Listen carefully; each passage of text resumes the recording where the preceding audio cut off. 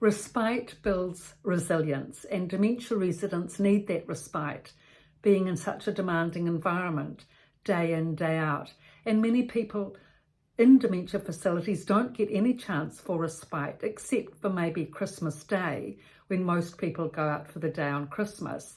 But for the rest of the year, they don't have any chance of getting outside or experiencing the seasons or warmth of summer or, autumn and the autumn leaves, etc., all of which they love looking out the window. They love seeing the change of seasons, but they don't get outside to experience it. But if they can, if a system can be worked out with the family for people in dementia facilities to have regular breaks outside at least once a season, maybe on public holidays where a routine can be put in place for them to get out and experience the seasons. That's a wonderful respite for them to be able to experience. And probably 2 people are needed. If the person's,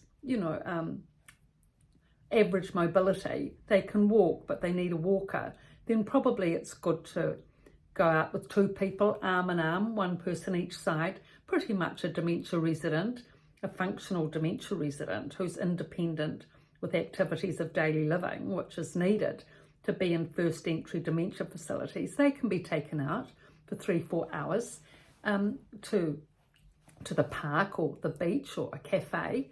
If there's 2 people there, they can have a wonderful time. 1 person can pay the bill and another person can help if the person needs to go to the toilet or whatever. Having 2 people is important because it can be quite difficult, yes, if you're the only person taking a dementia resident out. Yeah, that can be hard because they may take off when you're trying to pay the bill or you want to go to the toilet, etc.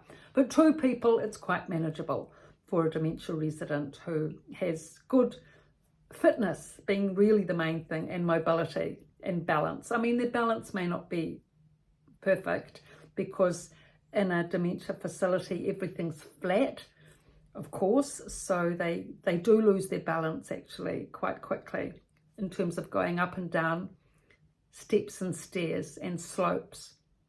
So that's why it's needed to have 1 person on each side.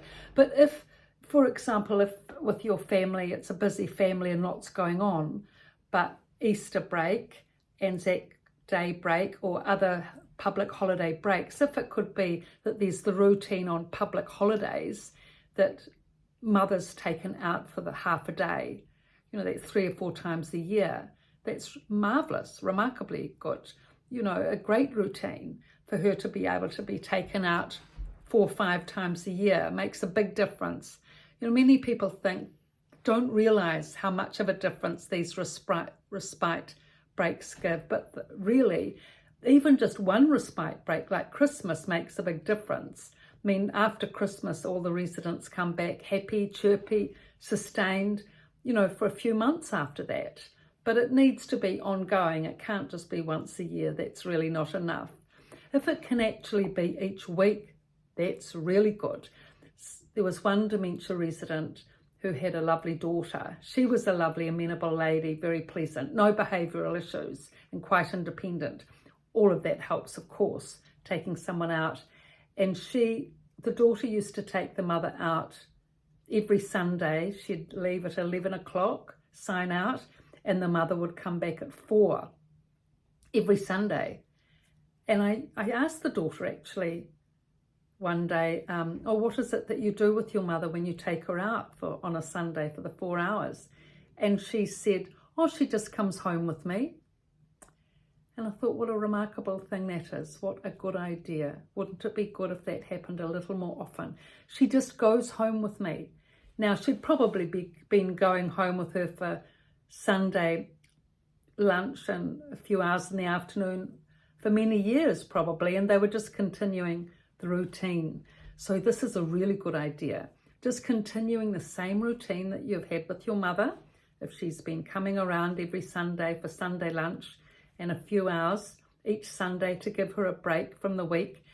And that's actually quite a common thing. There's quite a number of people have their mother for lunch, especially if the husband's died and they're on their own. They often come round for half a day on a Sunday.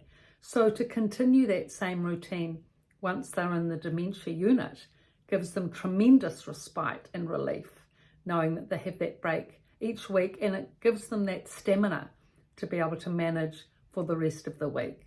So there's many ways of being able to go around about giving this respite, this half-day respite, and you just need to work it in with the routine with your family, but at least public holidays for the mother to be able to get out, half days on a Sunday if you can, or otherwise, you know, once a month taking your mother out, maybe the last Sunday of the month, to the park or the beach or out for lunch with the whole family.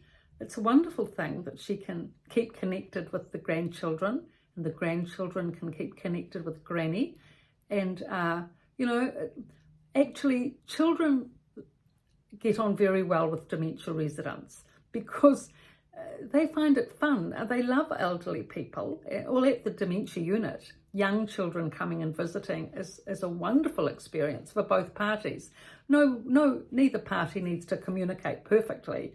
I mean, young children aged 3 or 4 don't speak well, and neither do dementia residents, but they communicate perfectly well with each other.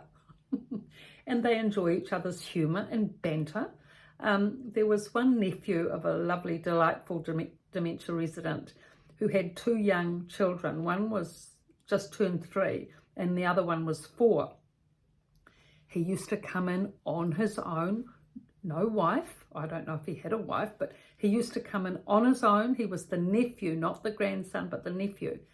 And he'd bring the children in. They were the most remarkable children, well behaved, and they'd play around safely. They knew not to go too close to the frail residents that were on walking sticks or walkers, but they'd just play around in a little corner by the relative, and they were a delight. The laughter, the smiles, the dementia residents loved it, and they came in every Sunday regularly. So this was a wonderful way to be able to give respite. They actually didn't go out, but the way that this nephew orchestrated it so that his grandmother could have that wonderful time, and he used to stay a good hour, so that acted as a respite as well. So whichever way that you can work out to give respite to your relative, but it is best if you can to take them out so that they can get fresh air and sunshine and experience normalcy in a different environment, and it keeps them orientated and much more likely to be orientated than, you know, than not.